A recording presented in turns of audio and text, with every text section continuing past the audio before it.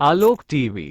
कंधमाल जिला चक्कापाद ब्लॉक बिरीगाँ सरकारी उन्नीत उच्च विद्यालय प्रधान शिक्षक दुर्गा माधव साहूंक सभापतित्व वार्षिक उत्सव अनुष्ठित हो जाइछि।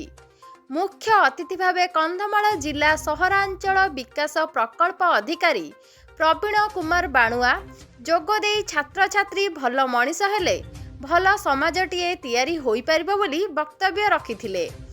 मुख्य वक्ता टिकाबाली कॉलेज अध्यक्ष दीनबंधु महांती कहिले छात्र छात्री भितरे साधना संकल्प और श्रृंखला रहिले उत्तम मनीषटीए होई परिबो। सम्मानित अतिथि भावे अतिरिक्त गोष्ठी शिक्षा अधिकारी वंदना राणी सरकार, गोकुल चंद्र नायक, सरपंच सुनीता कंवर, जिला शारीरिक शिक्षा अधिकारी संजय कुमार पात्र जोग देइथिले।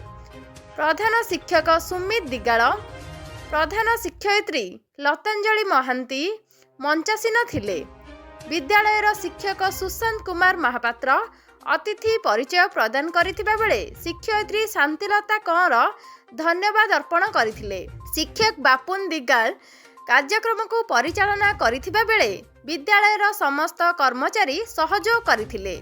कृति छात्र छात्री को अतिथि माने प्रमाण पत्र सह ट्रॉफी प्रदान करिथिले।